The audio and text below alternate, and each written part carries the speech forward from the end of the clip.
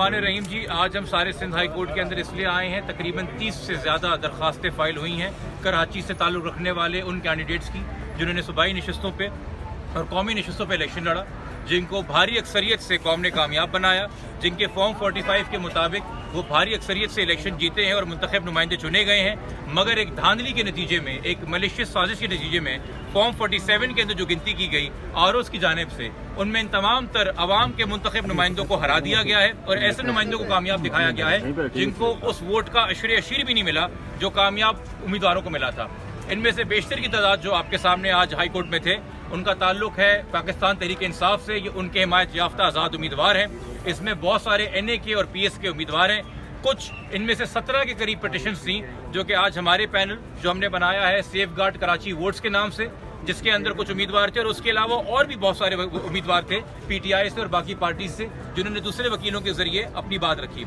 सबका common ground और common grievance ये था कि आपने खुद जो सरकारी नतायज हमें इशू किए, जिन फॉर्म 45 के ऊपर आपके अपने रिटर्न प्रिजाइडिंग ऑफिसर ने अपने अंगूठे के निशान लगाए और साइन किए, उन्हीं सरकारी नतायज की गिनती आपसे आरओ साहब नहीं हो सकी और ये गिनती आपने हमारी गैर हाजिरी में की। अगर आपको 2+2=4 लिखना नहीं आता और आप 2+2=1 लिखते हैं या -1 लिखते हैं, तो अगर आप हमारी हाजिरी में कर लेते तो हम आपकी तस्दीक कर लेते और आपसे गिनती वहीं से ही करवा लेते। हम कोई डब्बा नहीं खुलवाना चाह रहे, हम कोई वोट की रिकाउंटिंग नहीं चाह रहे, हम सिर्फ कंसोलिडेशन और टेबुलेशन और रिजल्ट चाह रहे हैं। हमने हाई कोर्ट के सामने ये बात रखा, हमारे नज़दीक मोहतरम अदालत को ये बहुत माकूल लगी। उन्होंने ये दरख्वास्त की ECP से कि कोशिश करेंगे तमाम दरख्वास्त गुजार जिन्होंने ये शिकायत भी आपको जमा कराई हुई है, इसका कोई रीजनेबल कल सुबह तक इंस्ट्रक्शन लेके अदालत को बताया जाए और ये भी कोशिश की जाए कि अदालत ने वर्बली कम्युनिकेट किया ECP को कि उजरत के अंदर कोई ऐसा फैसला ना करना कि हमें आपकी मैलाफाइडे नजर आए,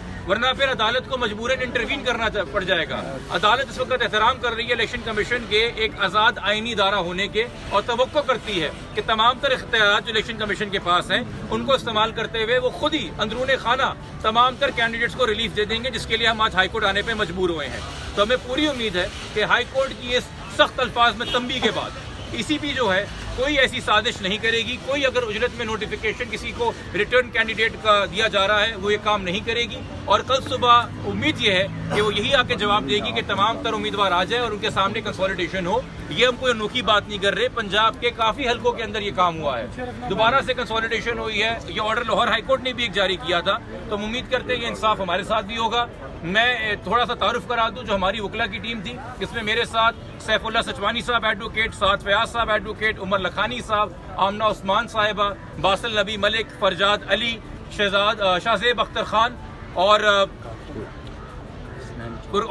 फुरकान अली जो हैं ये शामिल थे।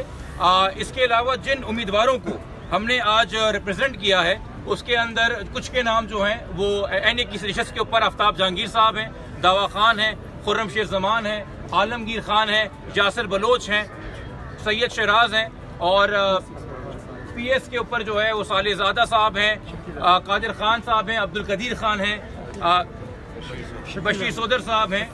शकीर साहब हैं, मल्टीपल लोग हैं। और अगर आप इनका इज्तिमाई वोट बैंक गिनेंगे तो ये लाखों की तादाद के अंदर है। तो जब आपने इनके हक पर डाका डाला है, आपने दरअसल कराची के हक पर डाका डाला है। हम बतौर वकील, बतौर member Sindh high court bar association, बतौर मेंबर सिंध बार काउंसिल इस वक्त कराची के वोटर के हक को का तकद्दुस जानते हुए और वो हक पामाल ना हो, उस वोट का तकद्दुस जानते हुए ये अपनी सर्विसेज नुमाया कर रहे हैं और ये ऑल पार्टी अक्रॉस पार्टी है। अगर कोई पीपल्स पार्टी का नुमाइंदा है, अगर कोई MKM का नुमाइंदा है, अगर कोई जमात इस्लामी का नुमाइंदा है और उसको लगता है उसके साथ भी यही धांधली हुई है, हमारे दरवाजे उनके लिए भी खुले हैं। ये बिलखुसूस किसी एक जमात के लिए नहीं है।